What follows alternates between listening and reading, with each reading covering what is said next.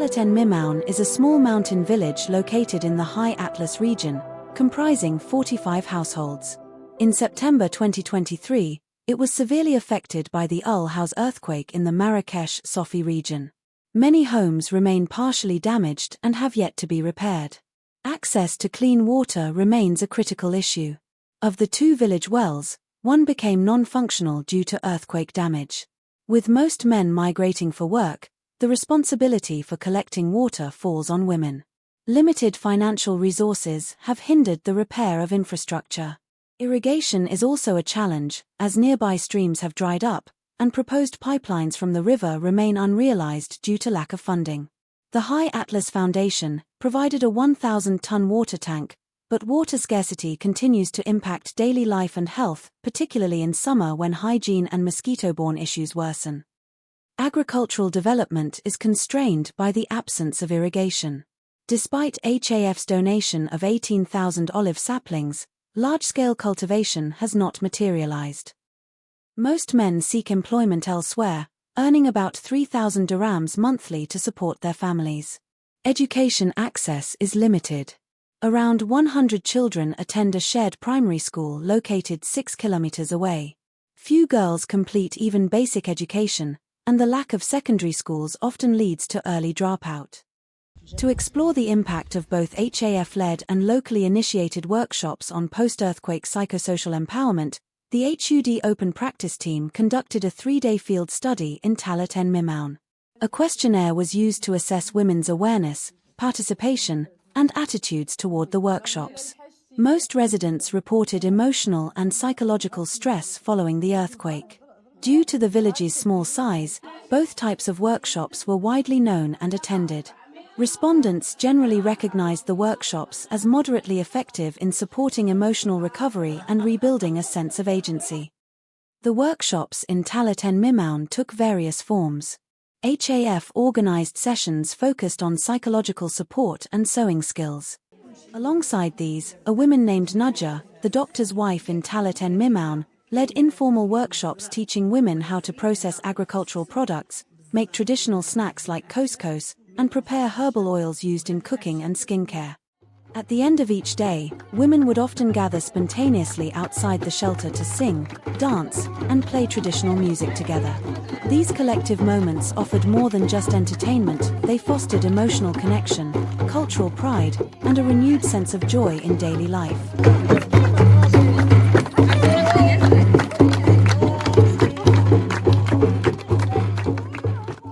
Khadouj is one of the women who joined both the HAF workshops and the newly formed cooperative. Khadouj's questionnaire response revealed a more personal story of life after the earthquake. Her home was partially damaged, adding to her daily burdens. Each morning, she wakes early to prepare breakfast for the family, tends to the animals, cleans the house, and takes a short rest before prayer. She then prepares snacks for her children and husband. With her husband unwell, most of the household responsibilities fall on her. Her son and her daughter's son both work outside the village to support the family. My family really supports me joining the workshop. I've learned to sew and even made a festive skirt for my husband. He was proud. I come home happy each time, and it lifts the mood in our house.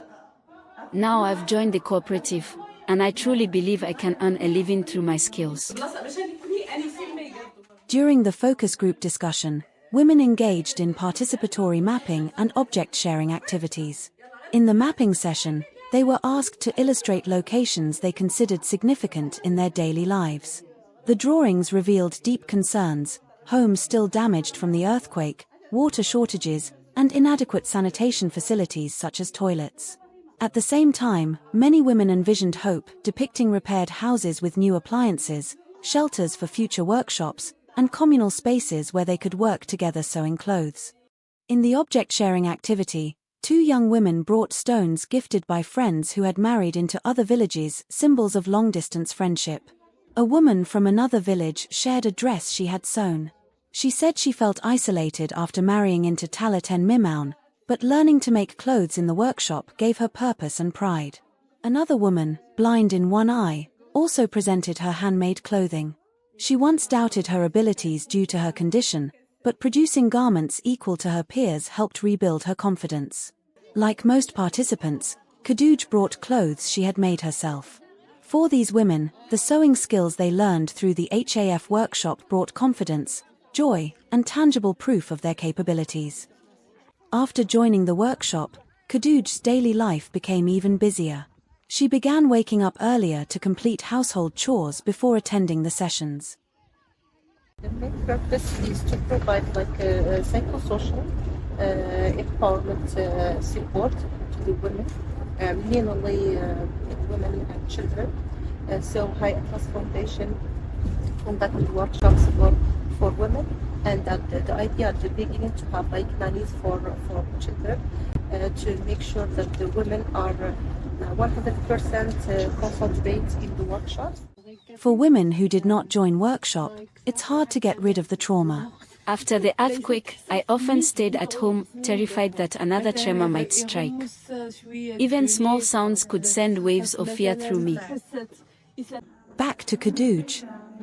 During the workshop, the psychological support activities helped me recognize the fear, pain, and emotional trauma I had been carrying since the earthquake.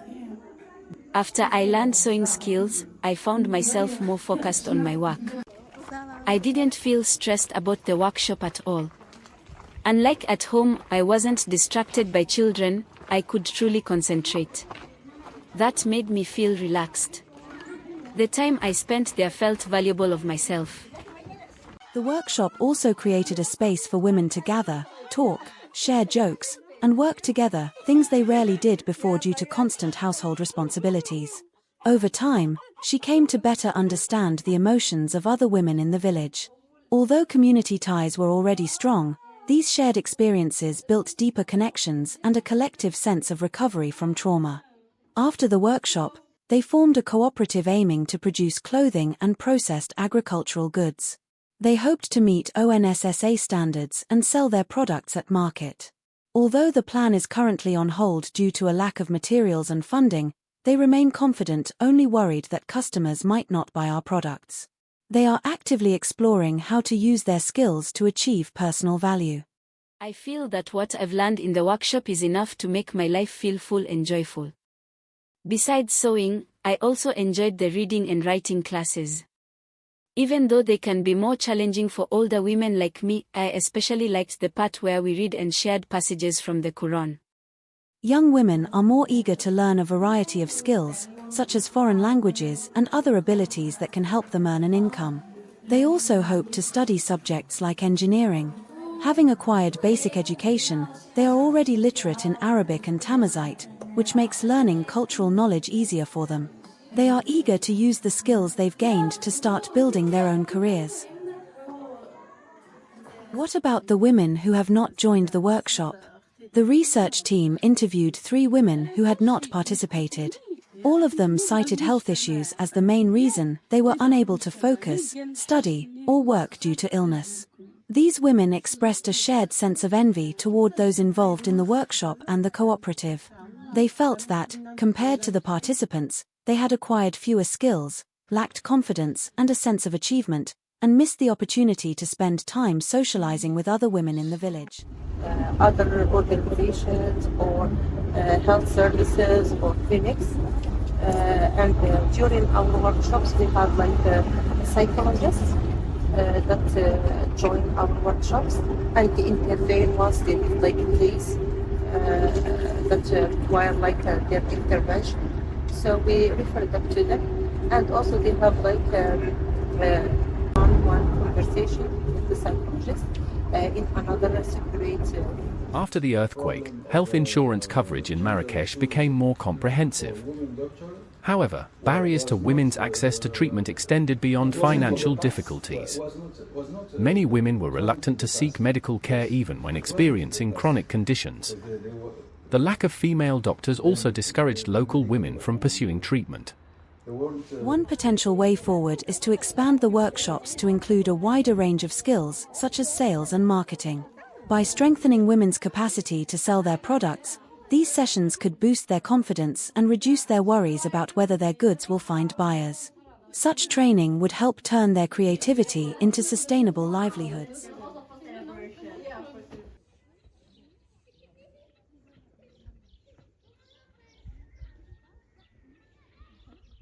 The psychosocial and skills-based workshops organized by HAF, along with the informal gatherings, traditional music, and dance activities initiated by the women themselves, played a vital role in easing the psychological burden left by the earthquake.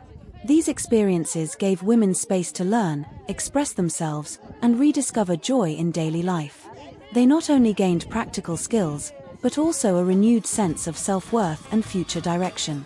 Together, these efforts contributed meaningfully to their psychosocial empowerment, helping them heal, grow, and move forward with greater confidence.